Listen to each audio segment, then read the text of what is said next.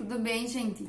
Antes da gente começar a falar de receptação, tem um crime que é o fraude, que está previsto no artigo 179 do Código Penal, tá dentro do capítulo dos crimes contra o patrimônio, que é fraude à execução, tá? Que é importante a gente leiam ele no Código Penal, e se vocês tiverem também o manual, tem manual no Drive, né? Eu passei para vocês, acho que coloquei 2 manuais lá de direito penal, 2 manuais excelentes, tá?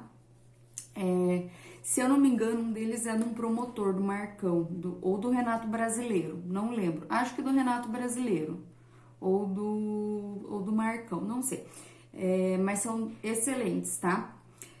A fraude à execução, gente, diz assim: fraudar a execução, alienando, desviando, destruindo ou danificando bens ou simulando dívidas, tá? Então, assim, a gente tem, geralmente se fala em fraude à execução, tá? Quando a gente tá falando de direito civil, né? Nas execuções civis, tá? Aqui, gente, não é diferente, é a mesma coisa, o crime vai configurar, porém a gente tem que ter uma execução na justiça civil, tá? Então a gente tem que ter um processo executório tramitando, tá? A fraude contra credores, né? Aqui a gente tem que ter em mente que ela pode se dar de 5 formas: alienação, desvio, danificação, simulação de dívidas, tá? Então, assim, um desses núcleos verbais tem que acontecer. O devedor, ele tem que, de alguma forma, fazer com que o seu patrimônio seja blindado, tá? Que o credor não consiga atingir o patrimônio por meio da própria execução. Aí, o processo civil, ele sim é indispensável, a existência dele. Aí tem alguns momentos em que a jurisprudência diverge, tá? Tecnicamente, via de regra, entende-se que para o processo crime, para o criminal, a ação civil ela já tem que ser ajuizada, tá? Tem que ter sido ajuizada. Aí eles falam, e daí vai configurar antes ou depois da citação no processo, na ação civil? Diz, o entendimento é de que seja independente, se é depois da citação ou antes, tá? Porque o que presume-se é que o devedor sabia da existência que ia ser processado, tá? Ainda que extrajudicialmente ele tivesse ciência, e até mesmo porque, assim, ele sabe que ele tá devendo, né? A pessoa tem conhecimento disso, mas por questão de irregularidade e de legalidade, entende-se que o ajuizamento da ação civil, da ação executória é indispensável, tá? No processo civil, eu não vou adentrar muito nessa esfera, porque faz tempo que eu não trabalho na parte civil, dessa matéria, assim, especificamente, mas um dos entendimentos é que uma das hipóteses é que tem que haver a penhora do bem, ela tem que ter acontecido durante o processamento, a pessoa já tem que ter sido citada do processo executório, tá? Para que se reconheça a fraude à execução. Na parte civil, tá?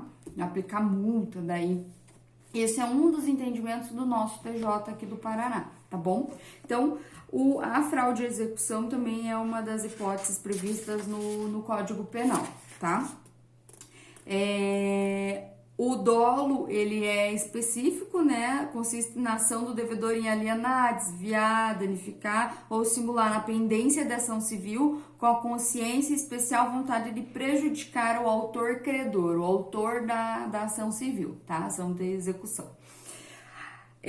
Vamos lá, então, para receptação agora, gente. A receptação também é um dos crimes que mais ocorrem, né? Um dos crimes mais comuns que tem no nosso Código Penal, tá? E ele tá previsto no artigo 180. É um dos mais importantes do título também, assim como o roubo e o furto, é um dos mais comuns também, né? dos crimes contra o patrimônio, e ele subdivide-se em modalidade dolosa e culposa, tá? Tem a hipótese de receptação culposa. A receptação dolosa, ela tá dividida assim. No caput, primeira parte, fala-se de receptação própria, tá? Receptação simples própria. E no caput, segunda parte, vai falar em receptação simples imprópria, tá? Então, é um pouquinho diferente, tá? O que diz lá no caput? Adquirir, receber, transportar, conduzir ou ocultar. Então, veja que a gente tem 5 núcleos verbais. Adquirir, receber, transportar, conduzir ou ocultar. Então, qualquer uma dessas 5 hipóteses vai configurar o crime. Duplamente não, vai configurar o crime ainda que seja duas condutas, tá? Em proveito próprio ou alheio, coisa que sabe ser produto de crime, ou influir para que terceiro, de boa fé, adquira, receba ou oculte. Veja, a gente tem aqui em proveito alheio ou próprio, coisa que sabe ser produto de crime, ponto, né? Vírgula, no caso. Essa é a primeira parte, tá? Então, aqui nessa primeira parte, a gente tem a receptação simples própria, que é a própria pessoa que recebe, sabe que é proveito proveniente de crime, independe o crime, tá? Já a segunda parte vai ou influir para que terceiro de boa fé adquira, receba ou oculte.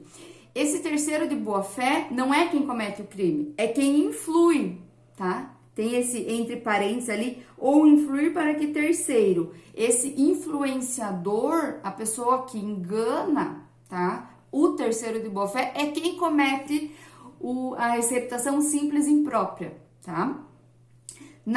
No parágrafo 1º, então, a gente vai ter uma qualificadora. Se vocês quiserem ir marcando no Código Penal de vocês, para vocês não esquecerem isso que eu vou falando, eu já fui falando nos outros crimes também. O parágrafo 1º é tal coisa, o segundo é tal coisa, tá? Então, no caso da receptação, o parágrafo 1º é uma qualificadora. No parágrafo 2º é uma cláusula de equiparação, no parágrafo 3º, modalidade culposa, no parágrafo 5º, segunda parte, privilegiado, e parágrafo 6º é uma hipótese de agravamento da pena, tá? Então, vamos continuar aqui, porque o crime de receptação, ele é um crime complexo também, tá? Ele se desdobra. Então, parágrafo 1º. Adquirir, receber, transportar, conduzir ou ocultar em proveito próprio ou alheio, coisa que sabe ser produto de crime. Então, trata-se de um crime de médio potencial ofensivo, ele pode ser beneficiado pelo sursis processual, que é a suspensão do processo, né? É previsto no artigo 89 da Lei 9.099 de 95. O bem jurídico tutelado é o patrimônio e visa garantir a incriminação e a dissuasão da venda, da comercialização de bens que são provenientes de crime, tá? Além do bem jurídico tutelado, para o Noronha, que é o doutrinador, ele diz que a administração da justiça também é tutelada nesse caso. Por quê? Porque, tecnicamente, quando você tem um bem proveniente de crime, ele é objeto de uma ação penal, ele é objeto de um crime anterior que deve ser restituído para a vítima, tá? Seria uma consequência legal da persecução penal, né? Então, se você pega esse bem, você que cometeu um crime anterior e some com esse bem, tecnicamente você frustra uma parte da função do processo, né? Da função da pena, que é a retribuição, a indenização, a restauração do status quo anterior, tá? As condutas lá, né, as 5 modalidades, então, adquirir Na parte de adquirir, aqui eu vou mais ou menos especificar para vocês o que se entende por cada uma delas. Não é tão difícil, né? Mas é bom a gente dar uma olhada. Obter, adquirir, obter a propriedade a título oneroso, compra ou venda, ou permuta ou gratuito, ainda que doação, tá? Receber, obter a posse, ainda que transitoriamente, receber um carro para guardar na garagem de sua casa, sabendo que ele é furtado. O fato de pegar carona em carro que sabe ser roubado ou furtado não constitui receptação, na medida em que a conduta do caronista não se enquadra em qualquer das figuras típicas elencadas no 180, tá? Então, isso é importante também. Transportar, levar um objeto de um local para outro, o motorista de um caminhão que carrega carga roubada. Conduzir, dirigir veículo de origem ilícita. E ocultar, esconder, colocar o objeto em local onde não seja visto pelas pessoas em geral, tá? Então, essas são as 5 modalidades de execução do crime, 5 formas de execução do crime, tá? A receptação, gente, por conta da característica dela, ele é um crime acessório, tá? Não importa qual foi o crime anterior que foi cometido, não importa a gravidade do crime anterior, tá? Não importa se o bem é proveniente de roubo, de furto, de estelionato, do que quer que seja, a pena da receptação vai sempre ser a mesma, tá? Não existe um agravamento da pena. Ai, mas o bem é objeto proveniente de um latrocínio. Tá, não importa, a receptação em si é uma coisa, o latrocínio que aconteceu lá atrás é outra, tá? Não tem como a gente influenciar um pelo outro, tá? Então, não faz diferença. Isso é o que diz até o Fragoso. Vou ler para vocês. Embora verdadeiro que o crime precedente à receptação não necessita ser patrimonial e pode eventualmente constituir-se num falso documental, não é menos certo que a receptação, delito contra o patrimônio, supõe sempre a lesão a este bem jurídico, né, como que ele descreve, constitui uma nova violação do direito já anteriormente agredido, mantendo ou perpetuando uma situação antijurídica, tá? Então, não tem influência o crime anterior, beleza? É uma nova violação, tá?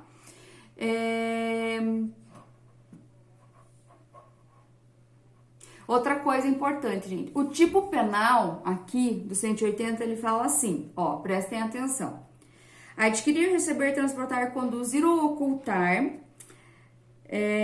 em proveito próprio alheio, coisa que sabe ser produto de crime. O artigo fala crime, tá? Ou influir para que terceiro de boa fé adquira, receba ou oculte. Gente, quando o tipo penal fala proveniente de crime, se o objeto for proveniente de contravenção penal, não caracteriza receptação, tá? Crime é uma coisa, contravenção é outra. Então, tem que ser proveniente de um crime, tá? Previsto no Código Penal, beleza? Isso é importante também.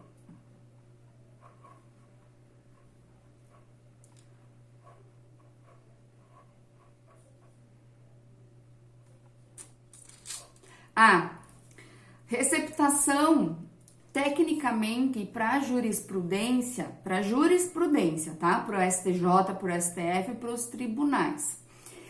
Objeto de receptação só pode ser um bem móvel, tá? Então, bicho, carro, moto, instrumentos, bens de valores móveis, tá? Não tem como ser bens imóveis. Porém, para doutrina, aí tem a doutrina diverge, tá? Pro Fragoso e pro Mirabete, eles entendem que os imóveis podem ser produto de crime, estelionato, por exemplo, né? E que o tipo penal do 180 não exige que o objeto material seja coisa móvel, ao contrário do que ocorre em delitos como furto, roubo e apropriação indébita. Uma casa pode ser proveniente de estelionato, não pode? Lembram do estelionato por procuração, né? Para você o estelionato para você ludibria alguém para te dar uma procuração para você administrar o patrimônio, né? Então, isso é um crime. Você pega aquele patrimônio e passa pro teu nome. Passou pro teu nome, você vende ele. Aquele objeto é proveniente de um crime. Tecnicamente daria, né? Pensando assim dessa forma, eu acho que seria possível. Mas a jurisprudência entende que não tem como, tá? Esse é o entendimento da STF e é o entendimento que vem sido mantido até então, tá bom?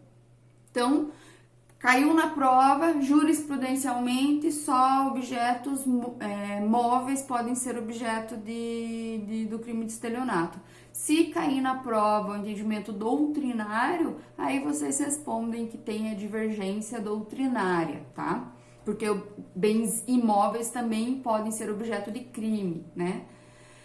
O sujeito ativo, então, qualquer pessoa pode praticar o crime, tá, gente? E o sujeito passivo também. A consumação, ela ocorre no exato instante em que o agente adquire, recebe, oculta, conduz ou transporta o bem, tá? A tentativa, como é um crime material, pode admitir a tentativa, né? Um exemplo, pessoa é contratada para conduzir veículo furtado e é flagrada antes de começar a dirigi-lo. Sujeito está negociando a compra de um carro roubado, mas o negócio não se concretiza, né? Tudo isso por circunstâncias alheias à vontade do agente sempre, tá?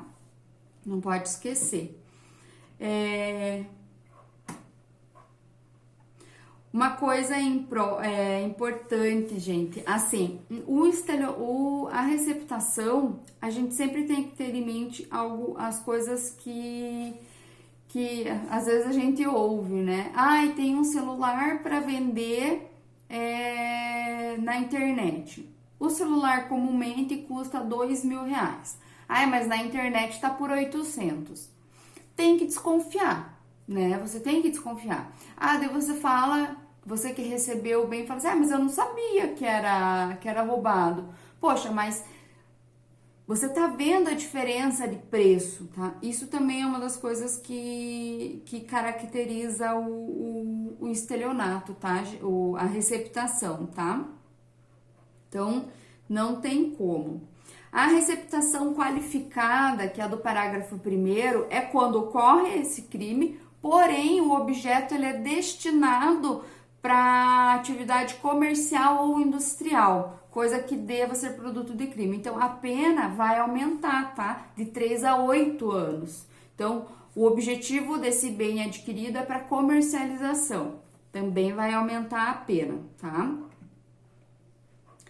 A receptação equiparada, prevista no parágrafo 2º, equipara-se a atividade comercial para efeitos do parágrafo anterior qualquer forma de comércio irregular ou clandestino, inclusive o exercido em residência.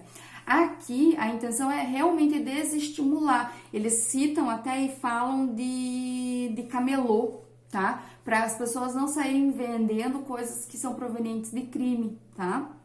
Então, essa é a intenção do legislador mesmo, tá? Deixa eu ver. A receptação culposa, tá? A receptação culposa é o que eu falei para vocês agora há pouco. Quando você compra ou adquire alguma coisa e aquela coisa tá muito estranha, né? Eu vou comprar um carro. O carro tá sem documento, a placa é de outro estado, você não checa nada e mesmo assim compra, né? A culpa é sua, né? Você não foi diligente o suficiente e o carro é roubado, você vai responder por receptação culposa, tá? Não tem como. Compra o celular que custa 2.000 por 800, vai responder por receptação culposa, tá? Não tem como. Vi o caso uma vez de uma moça que o irmão dela deixou uma moto na garagem dela e ela nem se ligou, só que o irmão dela já tinha passado pelo sistema carcerário, ele traficava e a moto era de tráfico, né? Era de um rapaz que devia para ele. E ela pegou, a moto não tinha documento e a moto, então assim, estava na mão do rapaz, foi pro irmão dela e tava com ela. E a moto lá na origem tinha sido furtada, Então tinha alerta de furto e a moto não tinha documento. Ela respondeu por receptação culposa, tá? Ela não sabia que era proveniente de furto, mas como ela não diligenciou para perguntar por irmão, mas cadê o documento, né? Da onde que é isso? Ela respondeu por receptação, tá? Então essa é a modalidade culposa prevista no parágrafo 3º, tá, gente? No próximo bloco, tá? Aula 4, bloco 2, a gente vai ver daí a previsão do parágrafo 4º, beleza?